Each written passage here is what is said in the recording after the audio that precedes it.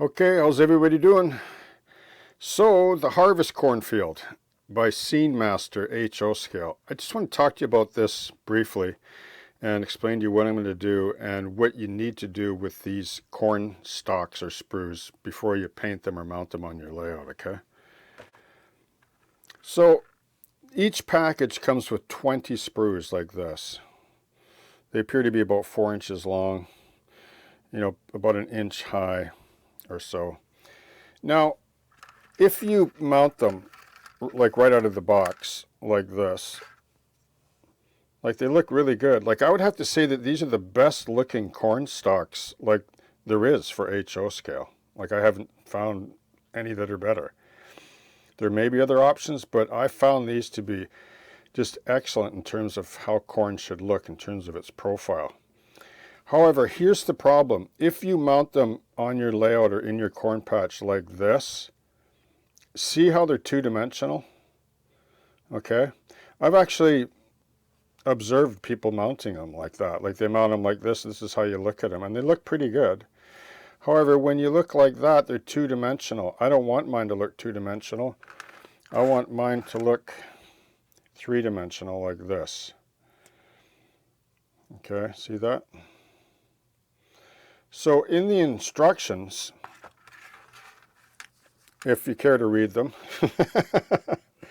which oftentimes we don't, including myself, they say to take a pair of tweezers and just grab them and give them a couple of twists. Now you can grab them from the middle, the top, or the lower part, but I find if you grab them near the middle, they seem to twist up better, and you can see how they, see that? Compared to this, see? Now this might seem rather tedious to do, but I'm almost halfway through and I didn't find it overly tedious. I found it quite relaxing actually. And I was, the reward is that you get a really awesome looking corn patch. Now the problem is this color. I don't want this harvest color, and I never plant things on my layout with the raw plastic color anyway. I paint everything, as most of you know by now. So I'm going to paint these with the airbrush, probably 2 or 3 shades of green, really dark green, and then probably some highlight green. And then I might, they give you a little pouch of texture powder for doing the tops, but we'll see, when I get to that point. Okay, so these corn stalks look awesome. You just got to spend a little bit of time to put a bit of a barley twist in them, just to add to that three-dimensional look that really makes the corn look authentic, okay?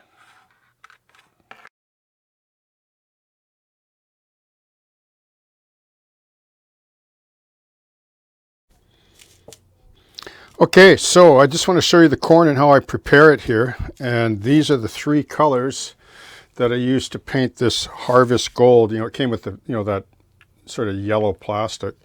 So I just airbrushed them all. I put them on a tape stick like this. I already started treating the bases already, which I'll show you in a second. I'll zoom in. You can see I just put them on a tape stick. Here's where the other ones were that I took off. And I airbrushed them all this dark green. Well, actually it's flat green XF5. Okay. Let's make sure that's in focus. Okay, and then what I did was I dusted them over with this dark yellow XF60 just to simulate, some of the sort of wheaty tops that they have, like depending on the stage of the corn. It's so small, it's more of an impression of color than it is, actual texture, I think, even though they do give you the textures in the kit, which I'm not going to bother. It's too tedious for me. And then here's the trick to get the sheen on the corn, which I'll probably retouch again once the whole corn patch is filled. So this is X24 clear yellow.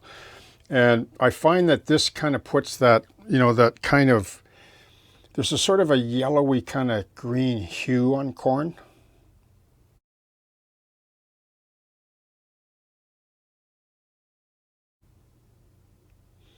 Okay, so I find, like I did a couple test pieces and I noticed that like this puts this sort of a clear coat on top. Not really glossy, but when the light hits it, it looks really cool. But we'll be able to see that when it's all installed and everything. So those are basically the 3 colors that I use.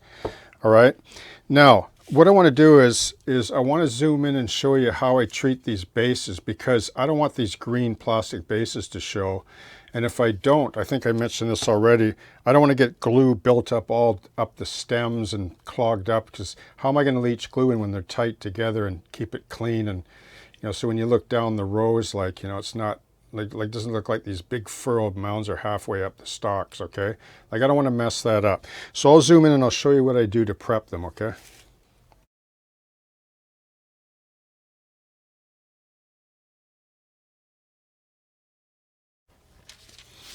Okay, so I'm going to take one of these strips off, and what I'm after is this look right here. See this soil? See the comparison? So when I use matte medium to coat these and glue them into the patch that I cut out, they're already going to look furrowed nice with the soil texture on them. And then I can just sort of pinch in with leach in some thin matte medium just to fix the seams up and so on. Like, it won't be like a major, like, I won't clog this up. I get that nice ground level with a little bit of a taper of soil, which is what I'm after, okay? So what I do is I take this strip like this and just grab the top of the stalk. And then, excuse me one second, I'm just going to grab a brush with some matte medium here. Okay. And then I have some of this sifted soil. This is just soil that's been sifted in a super fine sifter I got from the dollar store. You can get the, the screen sifters. This is the really fine. So from this soil, I have 3 or 4 different size textures. That's really cool. So what I'm going to do here is I'm just going to paint, like, wet my brush. I think I've shown this before. I just make sure it's wet with the water here in this yogurt lid. And then I grab the matte medium like this. And it doesn't matter. Matte medium just loves water. And it doesn't matter how much you thin it, it still sticks awesome. So I'm going to just take this now, and I'm going to just flood the bottom of this. Okay. I'll grab the actual stalk like this, and I'll turn it around, and I'll do this other side.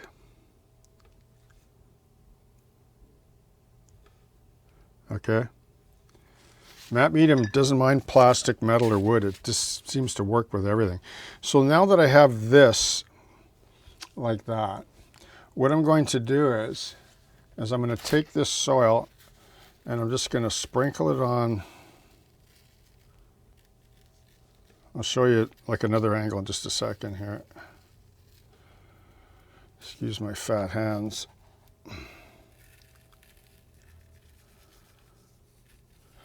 Just like that. Okay. And then I'm just going to put that on the parchment paper or wax paper, and then I'm just going to take the ones that are dry like this up to the layout, and I'm just going to start laying them on and gluing them in row after row after row, okay?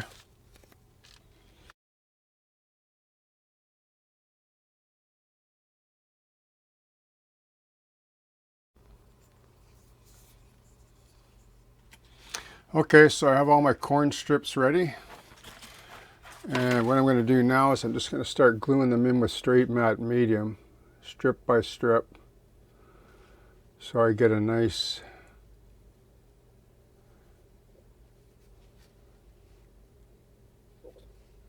corn patch. So the rows are nice and straight.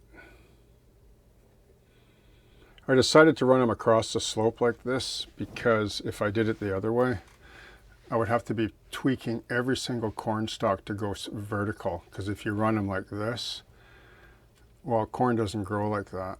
Corn grows straight up and down, even if it's on a slope. So I would have to bend every one of these. And these are already quite sensitive because they're Delrin plastic. If you handle them too much, the paint tends to flake off. Like with acrylic paint, after a few months, it forms a kind of a really solid skin. It's a lot more resilient, but you don't want to be handling these too much because just the nature of the plastic, it just doesn't take paint well. And I'm not going to pre-paint some sticky base coat primer. Like, I don't want to make them any fatter than what they already are. So I just want to get them in place, and the sooner they're in place, they'll be fine. So you can see I just nibbled a bit of an angle off the end there, and then I'll just drop them in like this. And if I need to pin, which is another good reason for my madness of foam, I can easily just pin each strip in place and make sure it's upright. So I'm going to work these all the way along. I can do 3 at a time. I'll put a fan on and then I can do something else, and then before I know it, I'll have the corn patch in. Okay.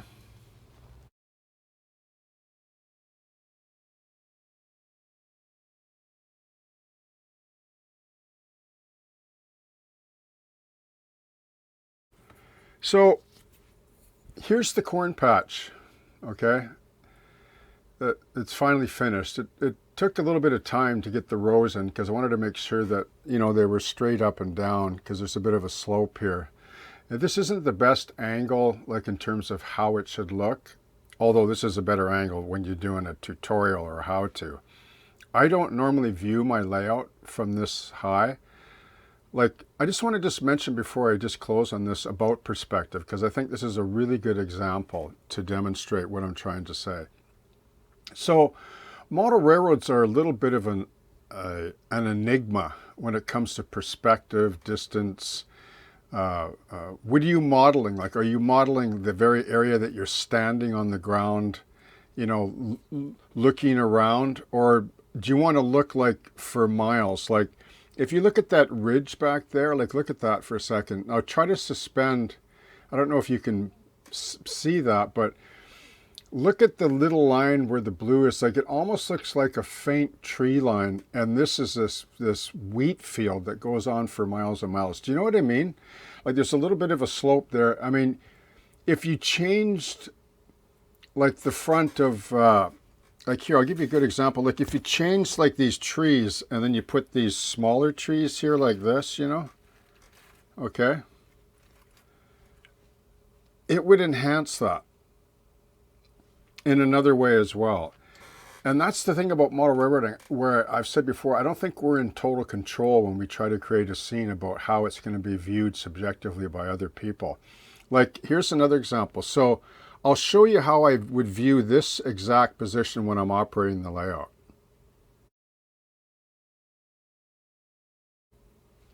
Okay, you see what I mean? So I don't view my layout when I operate looking down like this, even though I know people like to do that, because I think it really waters down the perspective. It actually shortens the distance that we often try to achieve when we're modeling, you know, the expanse of a railroad in a small footprint or a small space. So that's one of the reasons why I like to have my bench work high, because I can cheat perspective and I can actually reinforce what I'm trying to do with, you know, in this case I have like almost 2 feet of depth for more reasons than one. There's a barn that goes in here and a water tower, and then there's the track forward, like trains. I try to keep trains forward in the, like if this is 2 feet deep in the first foot, that's where I like my track.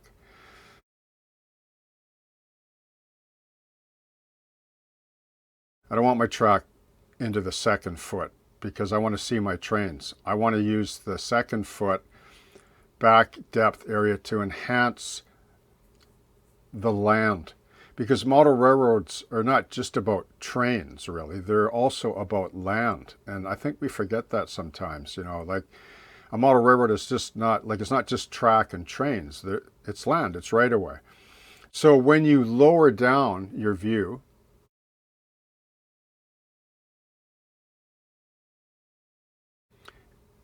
everything looks deeper, and it looks like the landscape has a more, you know, a grandiose kind of feel to it. But anyway, here's the corn, and you can see the soil. Like, this is all like hard now. Like, hear that? Like, that's just from that medium. You know, when I laid them in, and I just sprinkled soil as I was laying in each row because I didn't want to see those strips, you know. So here's the thing though, is I don't know if I really want this dried soil look. And I have some of these colors here, like Vallejo. I have the dark earth, 71.029. And I have this US sand, 71.138. And then I have this IDF cyanide gray, 71.142. You can see they're running into one color here, but you can see them, 1, 2, 3 here. So what I want to do is is I don't really know what color will work best for me, but I just want to wet this down a bit. You can see how it changes. Like watch how just this soil change, like between the corn and the grass here will change and almost match this area, see? See, like this is how color can really change a scene, like instantly. Now, the thing is, you might do that and you might not like it. Well, you can always use a beige and bring this back, but I'll show you what I do when I paint the terrain, because now that the terrain is all sealed in matte medium, remember, like it's hard, now it becomes like a paintable object. Okay, so I can come in here with a really wet brush and just dip into my paint, and I can just kind of drop it in. See how it just flows, because I pre-wet it. Now I'm bringing it back to the color that it was before, which I find often looks better when you actually paint the same color. It just seems to create greater harmony and unifies the terrain much better. Now if I want to darken a little bit, I have some of this dark earth, and I can, you know, drop that in too and change it up a bit. Or you can go darker as well. And then blend it out into the, you know, the existing terrain as well. And I always try to get the edge where, like, the most water will be at the very outer edge, so it feathers out better. But that's kind of how I paint terrain. Like, I never really have one system. I like to try different colors now and again. And like I say, you can always cover it up later.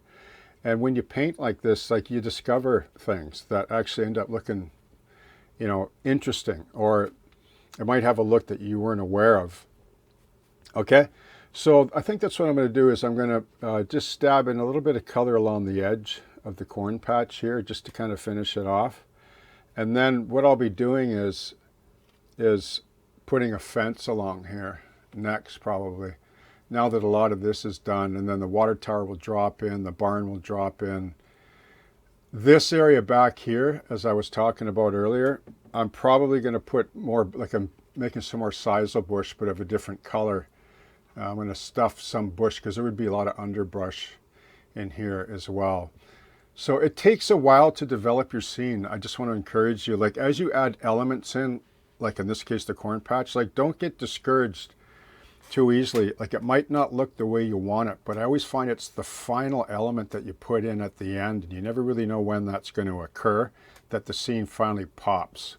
And you begin to realize that if you were to take out the trees and certain elements, the scene wouldn't really look like much at all, okay? So the corn patch, I think it's a good component, and I think if with the barn, water tower, some fencing and old vehicles and other details later added in, and then at that lower perspective, it'll look the part, I think. Okay? So cheers, happy modeling, and I hope that you have a great day.